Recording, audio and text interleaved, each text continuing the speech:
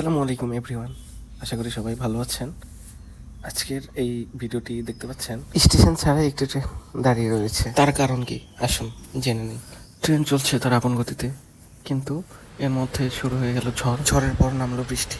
তুমুল বৃষ্টির মাঝে হঠাৎ করে ট্রেন থেমে গেল। ট্রেন হঠাৎ থামার কারণ এটা জানার জন্য দরজায় দাঁড়িয়ে থাকার পর দেখতে পেলাম আশেপাশে কোনো রেল স্টেশন নেই। সামনেই দেখতে পেলাম লাল পতাকা নিয়ে স্থানীয় লোকজন রেল লাইনের উপরে দাঁড়িয়ে রয়েছে। ট্রেন থেকে নেমে ট্রেনের সামনে গিয়ে জানতে পারলাম রেল লাইনের উপরে বড় একটি গাছ পড়েছে।